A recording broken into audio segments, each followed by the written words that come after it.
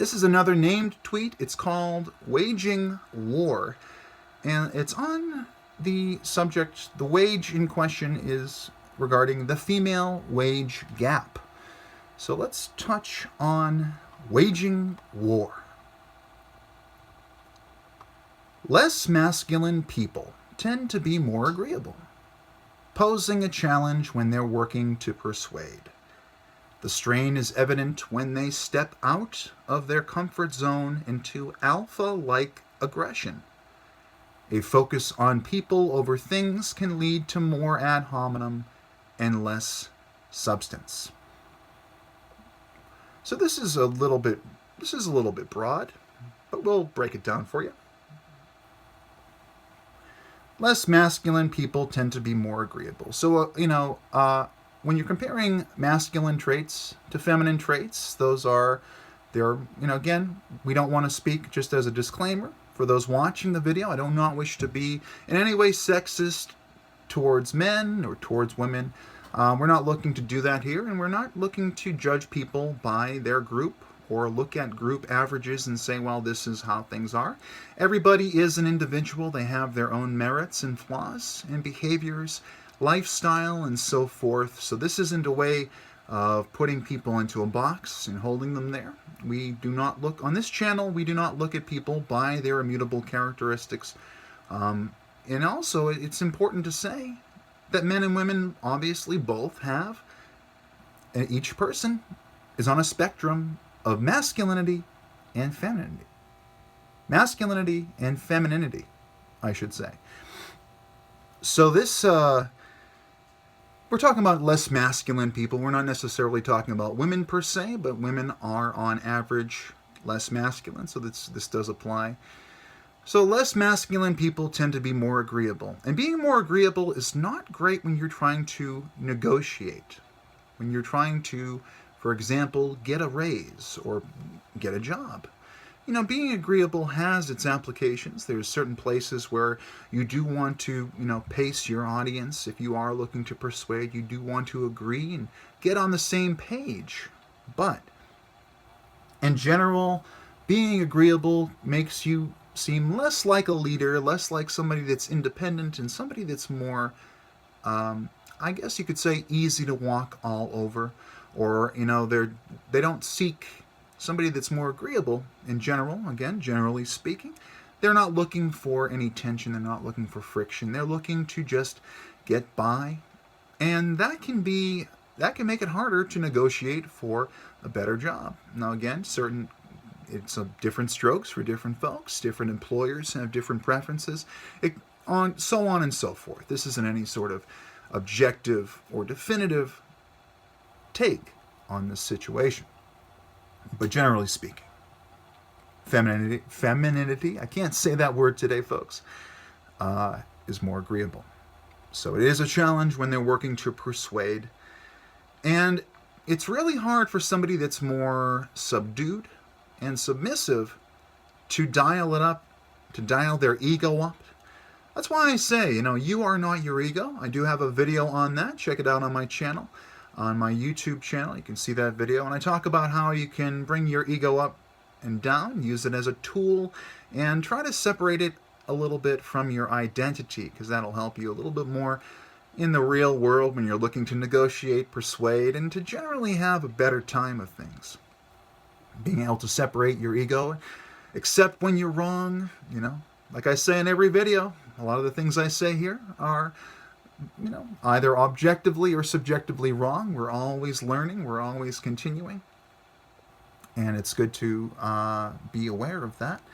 But it's hard for somebody that is relatively feminine to act masculine. They have a viewpoint that, they have an image in their head of what alpha-like behavior is,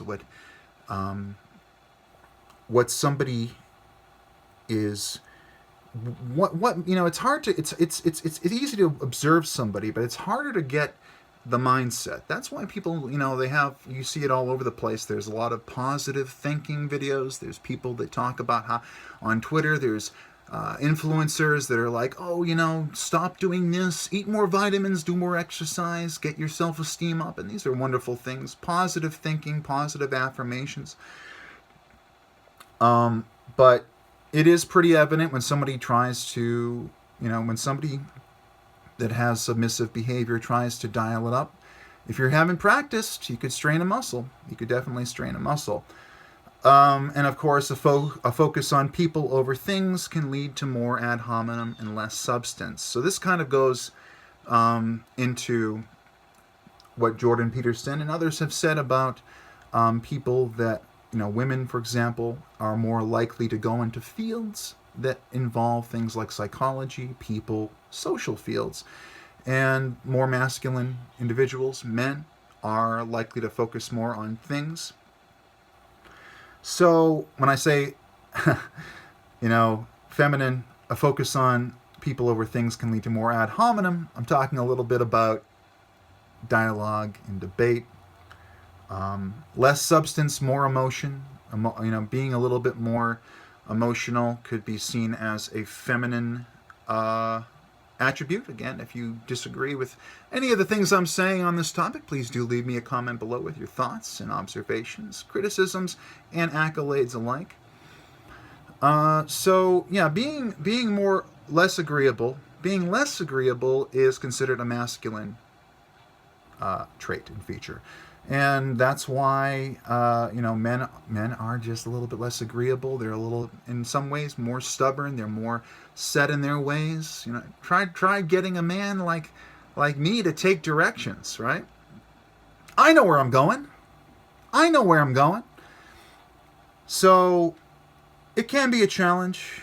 And when you're looking to persuade, it's not just persuading for a job or negotiating, but it's also, of course, when you're in a debate, having an argument, and focusing on people, focusing on the people can lead to more ad hominems, more ethos-based dialogue, where you're saying, well, you believe this because you. That's more ethos-based. That's more about that specific person, the specific ethic involved, and so on and so forth. Less substance. Substance would be more of a logos-based argument, a rational argument. And I call it waging war because, the female wage gap is there in part because of, I think Jordan Peterson said there's about 16 or more different factors that go in to why women tend to make a little bit less money than men. But if you have any more information on that, please leave a comment below. I do seek subject matter experts, and I'm not one on this subject, but I did touch a little bit about how individuals, may they be male, female, non-binary, trans, however they might be, whatever gender or sex they may be, we all have a spectrum. We're all on a spectrum of sexuality and of masculine and feminine traits. So, you can, again, it doesn't apply to everybody ever, but of course this is a general statement. It's hard for somebody that's used to taking a sort of follower role, a beta role, for example, or somebody that's sort of circling a leadership role. It's a little difficult to step into that leadership role if you haven't practiced. So like I say, practice makes perfect. Nothing is set in stone. If you want to change and you want to take on a leadership role, just practice. Put yourself in those shoes. Because as they say, fake it till you make it, right? Fake it till you make it.